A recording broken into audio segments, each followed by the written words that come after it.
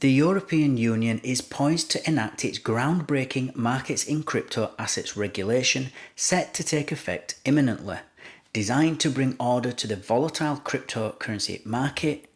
In this video, we're going to look at just how it aims to do that. Today's episode is sponsored by Cake Wallet, where you can send, receive, and even exchange your crypto right from within the wallet. Cake Wallet is open source and non-custodial, so you control your own private keys, available today on iOS, macOS, Android, and Linux. And StealthEX, a privacy-centric crypto exchange which enables you to make crypto-to-crypto exchanges anonymously. Hi everybody, and welcome again to another episode of Enter Crypto with me, Chris Kenyon. Now in today's video, we're going to be looking at the impending implementation of the EU's Markets in Crypto Assets, otherwise known as MiCA or MiCA. This is a law that's basically marking a significant milestone in the regulation of the crypto market. However, as this deadline has been approaching, there seems to be some considerable uncertainty and anxiety within the industry. So as always guys, let's quickly jump straight into this article, see what it's about, see what we can learn, and then we'll comment after.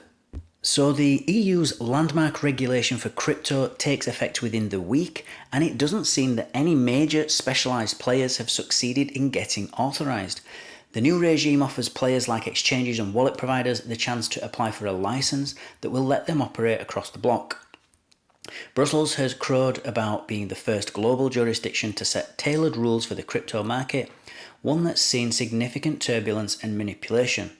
But with the clock ticking down, the jury's still out on whether the EU's Markets in Crypto Assets law heralds a new era for the industry or will kill it stone dead.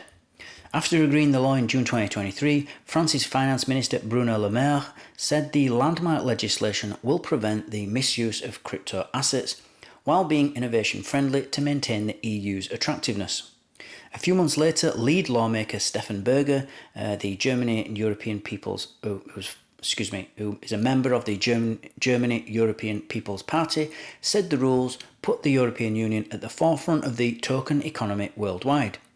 Many crypto users have long rejoiced in its freedom from government control, even if some recognise that regulatory recognition could offer extra credibility and certainty. And so as the prospect of applying finance-style rules looms ever closer, the mood in the industry is getting more anxious. It's a difficult and uncomfortable period for Steve Fleuret, the president of French crypto lobby group EDAN, told Euronews, citing norms that are both tough and unclear. That gloom is shared by Marina Markezic, founder of the Brussels-based European Crypto Initiative, who points out that many crypto companies still haven't told their customers exactly how the law will work. On the 3rd of June, Binance, one of the world's leading crypto exchanges, said it would be restricting access to unauthorised crypto coins once MiCA kicks in, but others haven't been as frank, she said. There is a week until the 30th of June, and I, as a consumer, still don't know what's going to happen, said Markezic. A big chunk of MiCA is dedicated to stablecoins, crypto assets that seek to peg their value to other assets, such as the price of gold or the US dollar. Those are the toughest parts of MiCA and the first to take effect. Other provisions, such as licenses for exchanges, start on 30th of December, but there's still an argument about what the rules actually mean. For example, whether handling stablecoins means you have to register as a payment provider, Fleuret says. Worse still, Fleuret says the European Banking Authority only published its final set of technical standards last week, giving operators scant chance to prepare. Less than 2 weeks before the entry into application of a big brick of the MiCA regulation, the people that have to comply with it did not even have all the operational details that they need to get compliant, she said. For the newcomers, it's really much more complicated to be ready on the 30th of June, maybe impossible, she said, though she concedes that existing licensed payment providers might be in a better position. Now, before we go any further, I just want to talk about 3 main points. These are the key points of this MiCA bill or MiCA law. And the first one is licensing. So MiCA is basically offering crypto exchanges and wallet providers the opportunity to apply for a license in order, if you want to operate within the EU or you want to operate across the EU. So you want to be an exchange that's based in Brussels, but wants, have German customers, for example. And so what the Europeans are saying is that this is going to aim to bring a unified regulatory framework to the bloc, and they will argue that this will enhance legal clarity and things like market stability. So licensing is a big point. The second key point is stable coins. So a substantial portion of this MiCA bill actually focuses on stable coins. And for anyone who doesn't know, I'm sure you all do, but there are cryptocurrencies that are pegged to other assets. It doesn't have to be the dollar. I think we always think of it the dollar, but you can peg it to the euro, the yen, gold, anything, the price of anything, really. And it can be kind of like a synthetic token or a synthetic representative token for the underlying asset, if you will.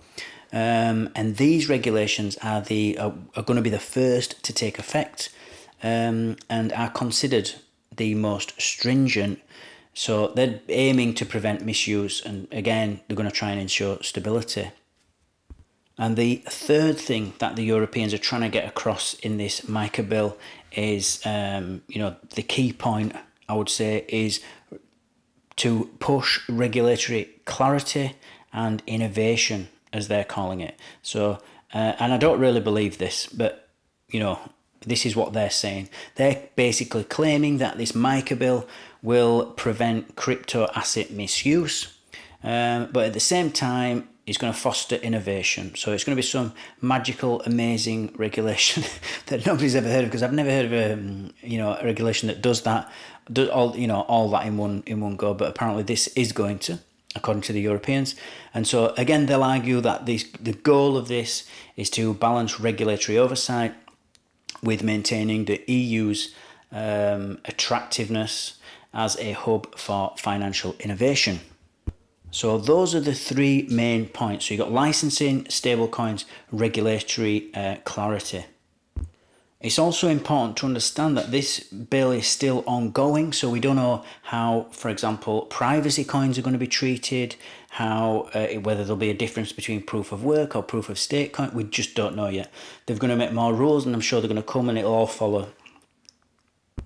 But all this uncertainty and anxiety that this article talks about is because these regulations are impending, and we've got a lack of clarity here on how they're actually supposed to be implemented. So if you don't know how they're going to be implemented, you don't know what to do, you don't know how to follow them, you're at risk of breaking the law, obviously, as a business, and you don't want to do that. They want to follow the law, and but they can't if they don't know if they don't know what it is.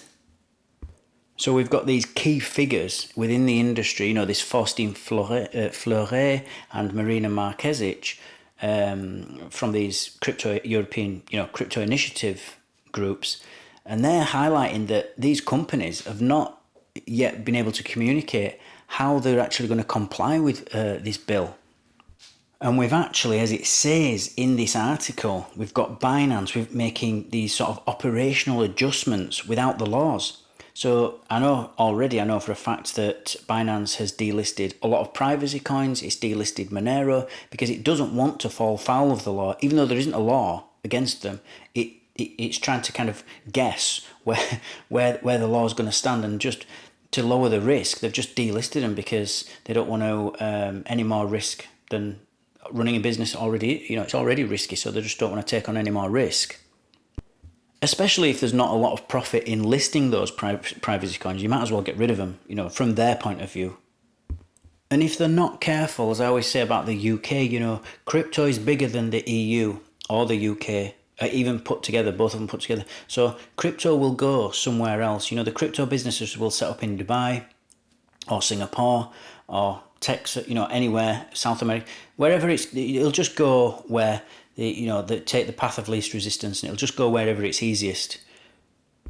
Because crypto is global by default. It's not like anything we've seen before.